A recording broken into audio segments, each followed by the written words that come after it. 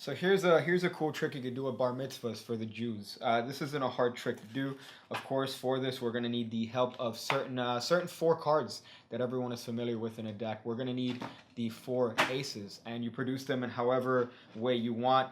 So for this trick, the spectators could either examine the aces or not. It depends if you don't want to get your cards filthy. I usually don't, so I try to have the spectator not touch my cards as often as I possibly can. But the aces are going to be important for later, so put those aside. The spectator puts their dirty little money loving hands on one of these cards. In this case, we'll go for the four of diamonds, and a proposition is made to the spectator. As the card is being shuffled into the deck, the spectator is told the following. I'll tell you what, I'm going to make a little deal with you since you like making deals with people of your kind. So I'm going to show you a little bit of a magical move with these four aces. If you catch the magic move, I will find your card. However, if you don't catch the magic move, then I'm not going to find your card. Because honestly, you've been given a lot of things in this life, and you don't need one more thing given to you. So for this, I'm just going to use I'll use the ace of diamonds here. So what's going to happen is that I'm gonna use my sleight of hand mastery to turn this card over faster than you could even blink your own asshole. So I'm gonna just flip this card over. If you catch me doing that little magical move, then I'll find your card. If not, then I'm not gonna find your card, you rich motherfucker. So this card goes here, and I'm just gonna slowly put that and square it up as I ask the spectator if they saw anything. Did you see me do anything there? No? Well, this is why you might be a slightly retarded. So you didn't catch me. But you know what? I'll give you another chance. I'll give you another chance to catch me. So I know you didn't catch me this time, but I will give you another opportunity to catch me here. So if you catch me turning over the card, then I will find your card. All right? I haven't done anything yet, but have you seen me do anything so far? I haven't done anything yet. Of course, much like you, I'm a liar. Of course, I already did the magical move here. So I'm going to give you one last opportunity to try to catch me here. We have the four aces. I haven't done anything sneaky yet. I'm going to do this as slowly as humanely possible. I'm not going to move my fingers at all. Have you seen me do anything yet?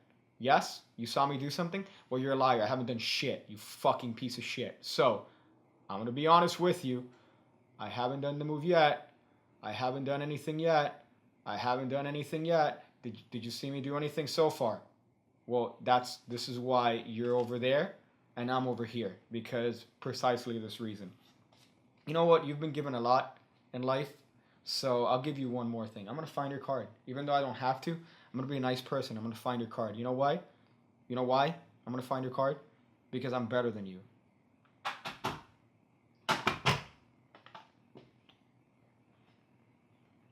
At this point, you could collect the hats that they wear. You could collect the money that they're sure to have been acquired. But this is a great trick you could even do. You don't even have to do this at bar mitzvahs. You could do this for pretty much any sort of age group. I like to relegate myself to bar mitzvahs because there's a lot of money being thrown around.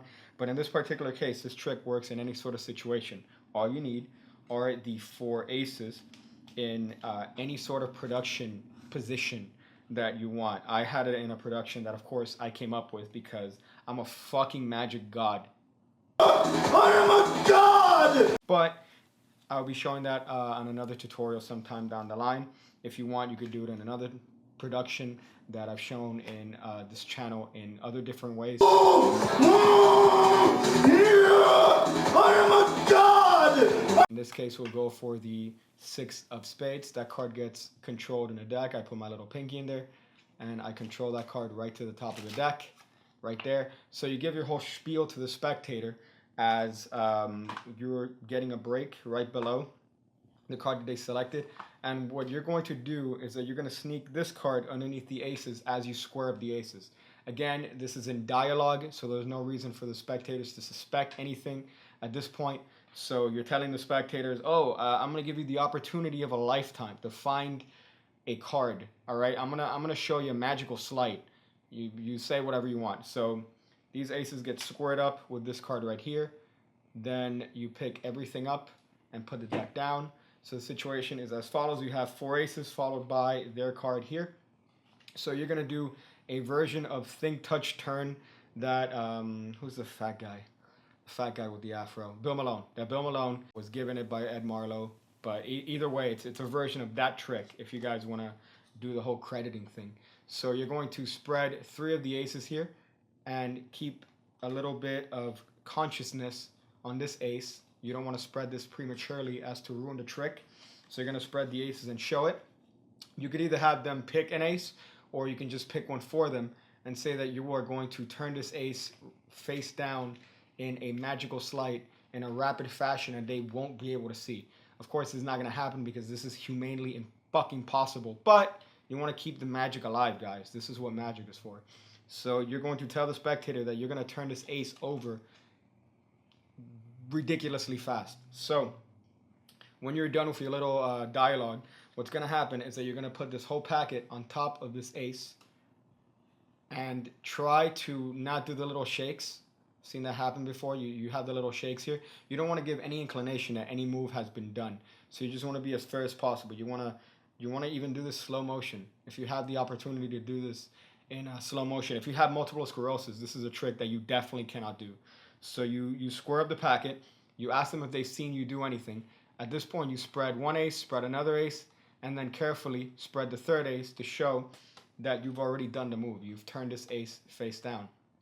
So in order to get to the next phase, what you need to do is turn all these 3 aces face down and put it underneath this little packet right here, these 2 hidden cards. So that gets you ready for the next phase. If you want, sometimes what I do is I turn all these cards face down and I count them onto my right hand, just like this. The last ace, of course, is a double, so you want to be careful not to slide those. But I put that in my right hand and I slid it right there. I don't know if you guys caught that peek. Enjoy that, because that doesn't happen often. I don't usually mess up on tricks, so enjoy that little peek you guys got right there. God! But you put that there and you're ready for the next phase of the trick. So I like to show that there's nothing yet that's taken place. The way I do that is that I just lift up over here 2 cards and I spread these 3 cards to show that there isn't a face-up card yet. When you want, you could square everything up and then spread the cards cleanly, of course, being sure to keep a double as this last card here, and show them that you've managed to turn the ace again without them seeing. At this point, they should, if they haven't ran off to the rich parents and told them that Mr. Magic Boy is fooling them, then you should show them the next phase, which is a good one. So you have to displace this ace and put it on top of the pile here, because that puts you in a position that if you get a pinky break, right below the top card, you have a pinky break below the ace and below the top card of the deck, you can pick up that ace and turn over the rest of the cards in the left hand and show all the other aces. So remember, you're hiding their card here. You want to keep this as square as possible and show the other aces to kind of distract from the fact that this card might be a little bit thicker than usual. So the last phase, it's the same thing that you've done in the previous phases. You're just going to drop this card on top of the rest of the pile. Ask them if they've seen you do anything. If you want, you could do the same move that we've done before to show that all the aces are normal. When you want to, or the moment is right, you could square everything up and show that you did in fact do the move again, and you turned the card face down. So at this point, remember, this is their card. So what I like to do is that I like to take it and then ham it up a little bit, do some sort of magical incantation on it. If you know Reiki, I suggest you just rub the back of the card and put your prowess, your power onto this card. If you know some sort of Santeria, as the people of my country like to do, then you could do that on this card. Maybe throw some chicken blood on it and show that it has in fact changed to the 6 of spades. So that's a great trick. That's a great version of Think, Touch, Turn by Ed Marlowe, which was then redone again by Bill Malone.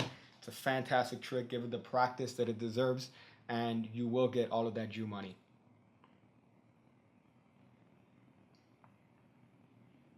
When I see you again, when I see you again, when I see you again, when I see you again, when I see you again, when I see you again, when I see you again.